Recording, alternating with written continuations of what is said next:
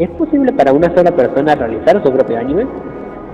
En el estricto rigor de la cuestión, si con anime propio nos referimos a una serie de calidad similar y parámetros como los implementados en una producción de animación profesional, técnicamente sí es posible la realización de episodios animados. Sin embargo, como dije al principio, la cuestión fundamental es el tiempo. Hacer un solo episodio de 20 minutos podría llevar meses e incluso años de realización con la animación tradicional.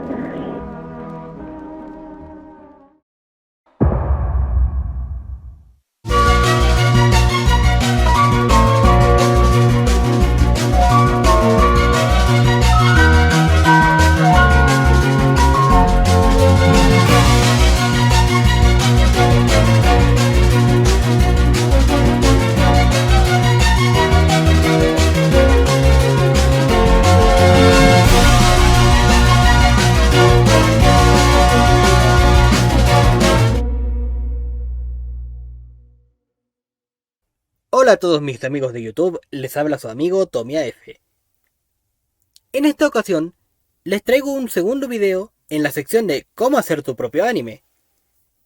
Hace 4 años hice un video preguntándome si tan siquiera sería posible la realización de un anime independiente, sin un estudio detrás, sin un equipo de 50 animadores y sin millones de dólares de presupuesto. En dicho video planteaba los requisitos a la hora de producir un anime, y el por qué los estudios subdividen las tareas en diferentes roles. Animadores clave, in-betweeners, animadores especializados, supervisores de animación, fondistas, directores, editores, encargados de la postproducción y el voice acting, por poner algunos ejemplos. En un estudio de animación no son pocas las personas encargadas de la realización de un episodio.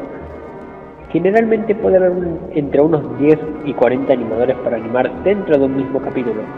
Dichos animadores a su vez se dividen entre animadores clave, los que realizan los dibujos clave que marcan una acción, animadores especializados para escenas específicas como animaciones de autos por ejemplo, y animadores in-between o intercaladores para los dibujos intermedios de las acciones, los cuales suelen ser menos detallados. Sí, son ese tipo de dibujos que muchos usan para hacer memes debido a la baja calidad que pueden llegar a presentar al mirarlos de manera individual. ¡Puta madre! ¡Qué calidad de mierda que tenía el video viejo! Se nota que lo grabé en una laptop del gobierno en un salón vacío de la universidad cuando cursaba. La cuestión es que en dicho video me planteé la idea de que una sola persona cubriese la mayoría de dichos apartados, principalmente centrándome en lo que respecta a animación y dirección se refiere.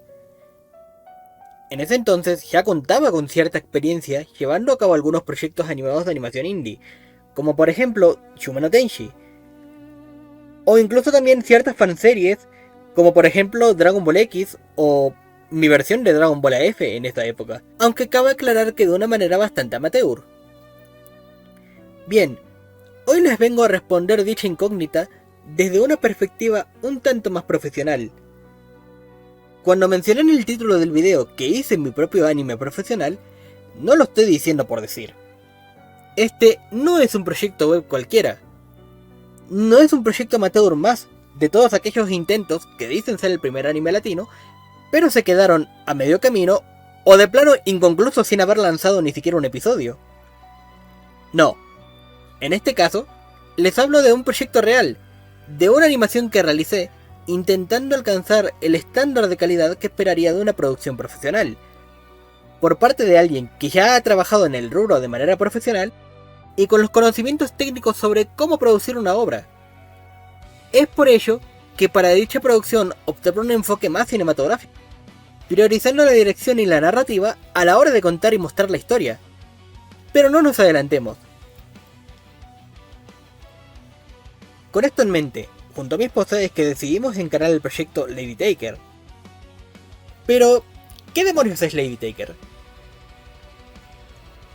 Bueno, para los que sigan mi canal hace tiempo, probablemente ya estén bastante familiarizados con su personaje, tanto por los versus que he animado de ella contra Samas y Daishinkan, como también su participación en Shuma no Tenshi, el primer intento de anime indie que hicimos por allá de 2016 a 2019.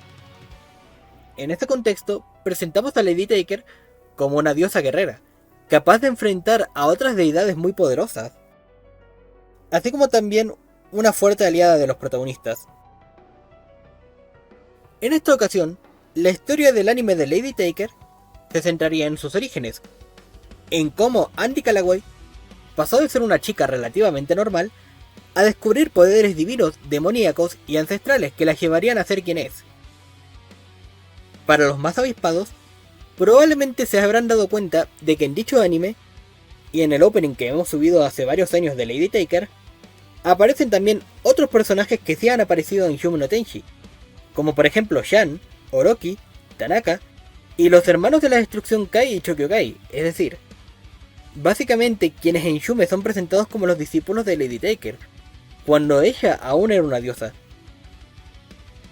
Aunque bueno, los que me siguen más de cerca y ven mis streams probablemente hayan quedado cautivados por la villana, Morgana, una entidad de las sombras multifacética que disfruta de la matanza, pero que tiene un contraste entre frialdad y locura que francamente la hace bastante carismática.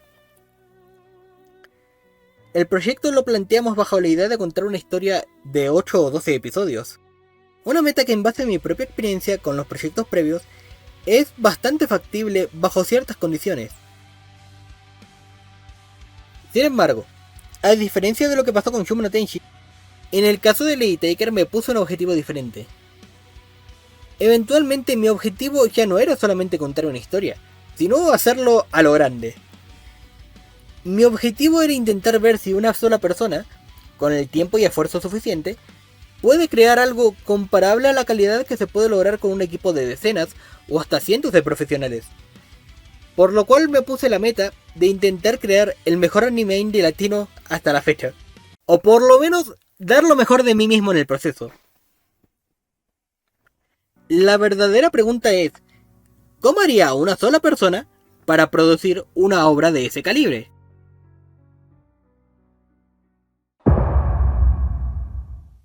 Los primeros vestigios de lo que sería el anime de Lady Taker se remontan por allá de 2019 o 2020, cuando hicimos el opening animado. En esa época, si bien teníamos la idea de eventualmente hacer una serie animada, todavía no disponíamos del tiempo necesario para dicho proyecto. Para poner en contexto, en esa época todavía estaba animando el capítulo 9 de Yume no Tenshi, la parte 2 de la película de Daishinkan y la OVA de Vados. Sí, en esa época me agarró la pandemia, gente. No fue sino hasta bien entrado el año 2022, cuando recién comenzaríamos junto a mi esposa Lady Taker, la producción de la primera versión del primer episodio. Sin embargo, aquel primer borrador francamente dejaba bastante que desear. Habían bastantes escenas que, si bien fueron animadas, terminaron siendo descartadas eventualmente, dado a que, si bien servían para la construcción del lore, al mismo tiempo hubiesen implicado mucho texto de cara al espectador. Asimismo, el ritmo del episodio en esa primera versión no me convencía. Habían demasiados cortes innecesarios que no aportaban nada, planos aburridos de los personajes simplemente caminando, reacciones de los personajes que resultaban un tanto inverosímiles. Joder, que Jan vio como Andy mandó a volar un bully de 200 kilos con una patada, a tal punto de quedar con una fractura expuesta, y se lo tomó como si fuera lo más normal de la vida. Considerando los hechos, no es de extrañar que con el tiempo haya realizado varias versiones o iteraciones del mismo episodio. Cabe aclarar que hasta ese punto, el piloto avanzaba realmente muy lento. En esa época trabajaba como repartidor de Rappi, además de hacer comisiones de dibujo y animación. Por lo cual apenas sí tenía ratos libres para dedicarme al proyecto. Eran ya mediados de 2023, y apenas sí había animado lo que sería casi medio episodio.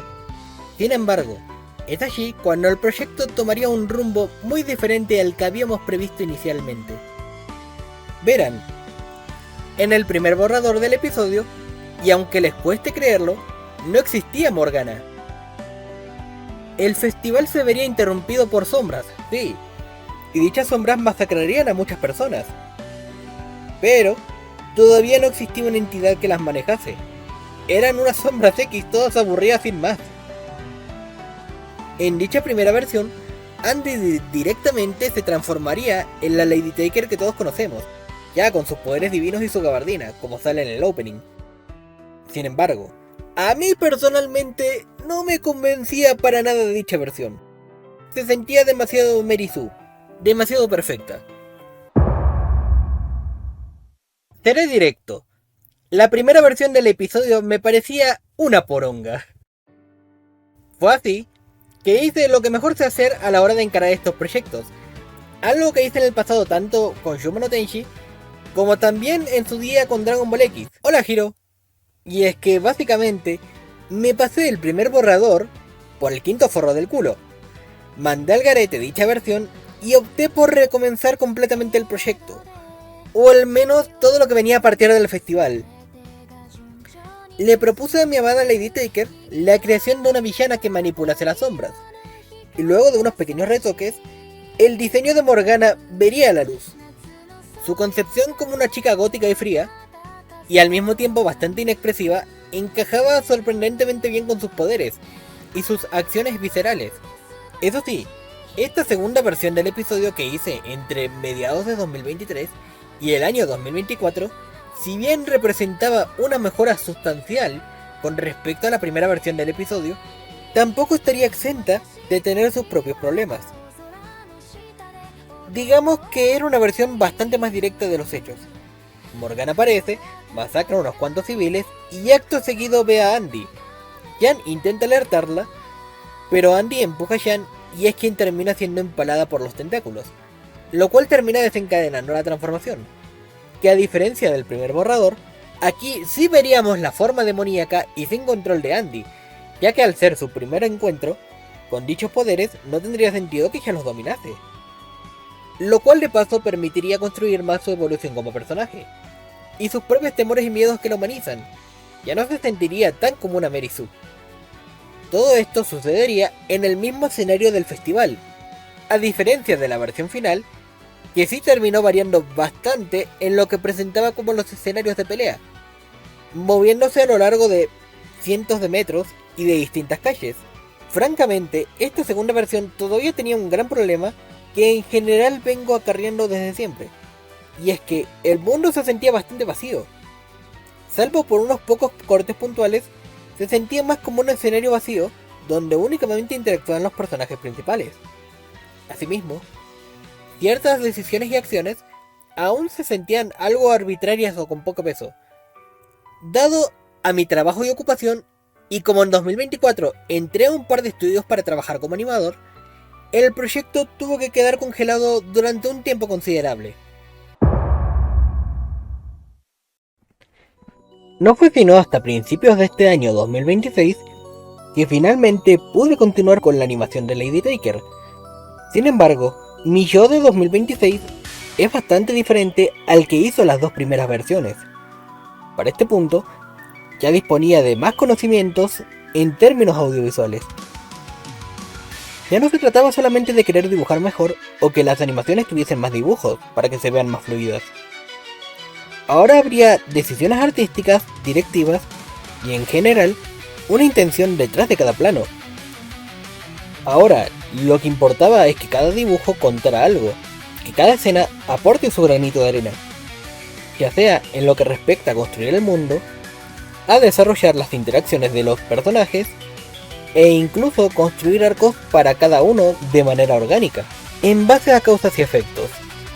Todo ocurriría por algo, todo tendría su razón de ser, y principalmente, los personajes ya dejarían de sentirse como actores y pasarían a sentirse como parte de un mundo mucho más grande y vivo, mediante una dirección más inteligente.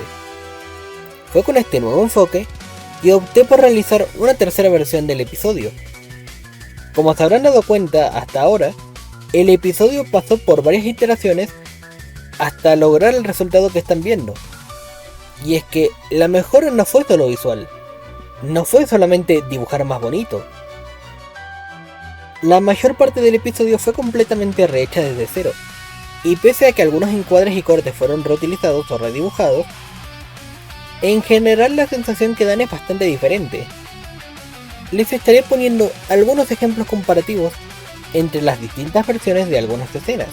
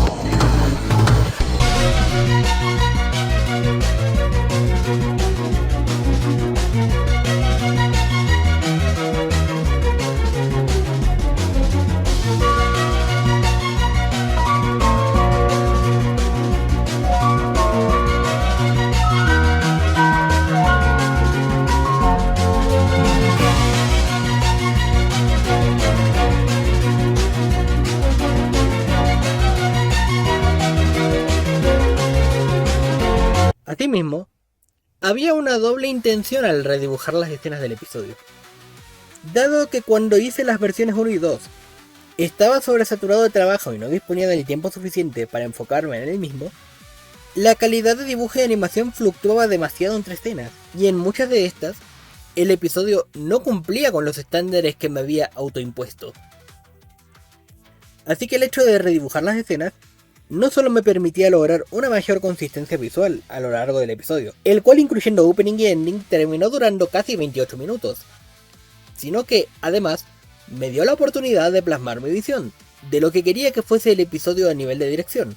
Otro detalle de esta nueva versión es que decidí trabajar mucho más en los personajes, en cómo estos interactuarían entre sí y con el mundo que los rodea. Cada personaje interactuaría reactivamente dependiendo de las decisiones que tomen. Esto haría mucho más creíble la sucesión de hechos, que terminaron desencadenándose a lo largo del episodio. Y ahora sí, hay muchos más NPCs también. Ahora sí hay personajes extra, personajes secundarios y hasta terciarios, que tendrían un par de escenas e interacciones con los personajes principales. Esto haría que el mundo se sintiese mucho más vivo.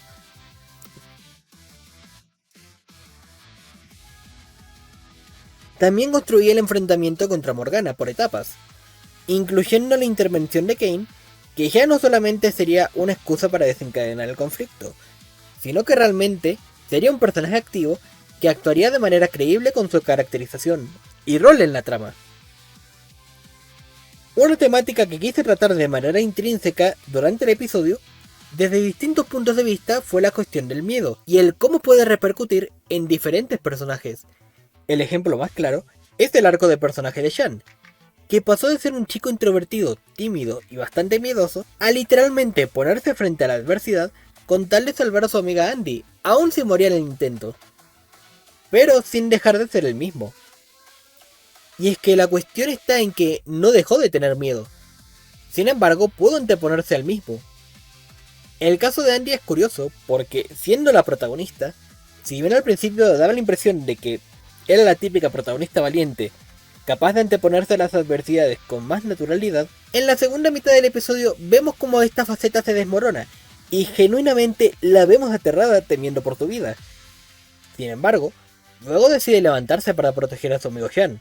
Incluso vemos un poquito de esta faceta del miedo en el propio Kain, que decide proteger a su sobrina Andy. Inclusive la propia villana, Morgana, pasa de representar la manifestación del miedo durante gran parte del episodio a ser ella quien teme por un momento cuando presencia la transformación de Andy.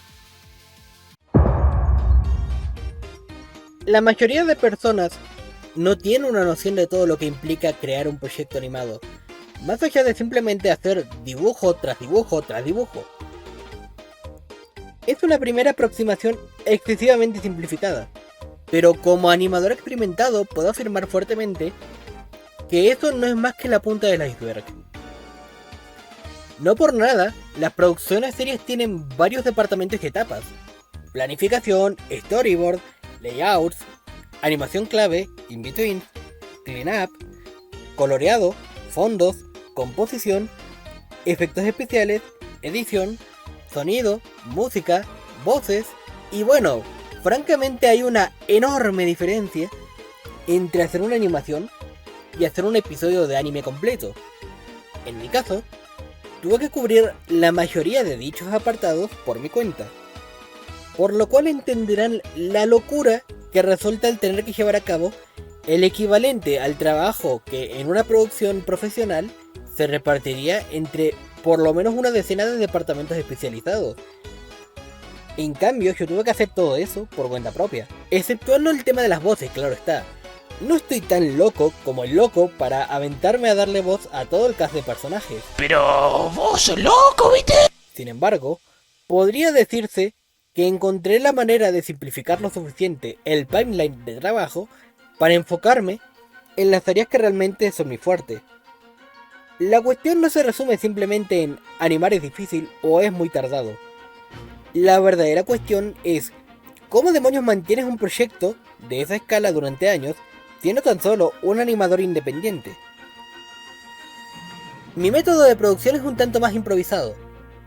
Al momento de animar el episodio, Si bien tengo ideas generales, no suelo esquematizar todo de golpe, sino que prefiero enfocarme en la escena que estoy animando, haciéndolo poco a poco, digamos. Para ello, hago una storyboard o animatic de varios cortes y luego lo voy pasando en limpio, centrándome en los fotogramas clave y luego relleno con los in-betweens entre medio. Es decir, combino el layout con el cleanup y el coloreado en una misma etapa, haciendo los fotogramas clave y los in-betweens de la misma escena. Respecto a los fondos, siendo franco soy bastante malo, por lo cual opté por una decisión un tanto polémica. Originalmente, los fondos los hice mezclando Adobe Animate, Paint Tool 6 y Photoshop. Ese es básicamente el mismo enfoque que tomé a la hora de hacer Hyume no Tenji hace ya varios años. Sin embargo, había ciertos escenarios que requerían una cantidad enorme de detalle, sobre todo aquellos fondos de ciudad o del festival. La segunda opción a la cual recurrí fue utilizar escenarios 3D. Puede que algunos se hayan dado cuenta, pero el escenario del enfrentamiento entre Andy y Morgana es en realidad una recreación nocturna de una parte concreta de la ciudad de Nueva York. Sin embargo, modifiqué estos escenarios para que la estética del mundo no desentone con los personajes, aplicando algunos filtros y modificando la iluminación. Algo que también quería agregar al episodio eran ubicaciones reales, por lo cual recurrí a tomar algunas fotos de distintos lugares. Sin embargo, dichas fotos desentonaban demasiado con la estética de la serie, por lo que aquí sí hice algo con lo cual algunas personas probablemente no estén de acuerdo. Sí, pasé dichas fotos de la vida real por una inteligencia artificial con el fin de darle una estética de fondo anime. Lo mismo hice con varios de los escenarios que yo mismo había dibujado, a fin de refinarlos y lograr una estética anime más uniforme. Y sí, algunas de estas imágenes fueron procesadas mediante una inteligencia artificial para adaptar la estética al estilo visual del anime. Siempre he sido transparente al respecto, criticando el mal uso que muchas personas le dan a las herramientas de guía, mas no satanizando la herramienta como tal. Como herramienta de apoyo simplemente la utilizo para tareas puntuales, sin el afán de quitarle el trabajo a ningún artista, ni mucho menos, sino netamente para refinar mi propio trabajo. En este caso, la utilicé como herramienta de apoyo sobre material propio o de referencia, no para generar la obra concreta y mucho menos para plagiarle el trabajo a otros artistas. Respecto a la composición y efectos, primeramente intento integrar todo en Adobe Animate, aplicando filtros de iluminación para que los personajes no se sientan como un pegote mal puesto. Y luego me encargo de la edición de los efectos visuales y de sonido en Sony Vegas y After Effects, agregando también las composiciones musicales que originalmente compuse en FL Studio y que posteriormente reversioné en Suno AI, para darle distintos estilos musicales, partiendo de la base que yo mismo compuse, pero adaptándolo a las emociones que busco transmitir. Y bueno, ya teniendo la actuación de voz, solo queda integrar todo y corregir el lip sync para tener el episodio finalmente terminado. Después de casi 4 años, después de miles de horas de trabajo, después de noches enteras desvelándome hasta las 5 de la madrugada, después de más de 500 cortes y cerca de 3000 dibujos, finalmente la producción del episodio estaba concluida. Y esta vez sí estaba satisfecho con el resultado, pero ¿valió la pena tanto tiempo y esfuerzo tan solo para un primer episodio animado? No voy a decir que hacer un anime independiente durante 4 años sea una buena decisión financiera. Sin embargo, cuando veo cada escena y recuerdo cómo se veía hace unos años, entiendo por qué seguía haciéndolo. Siendo franco, al principio no le tenía mucha fe al proyecto, pero con el tiempo me fui encariñando del mismo, a tal punto de querer dar lo mejor de mí mismo y superarme día a día.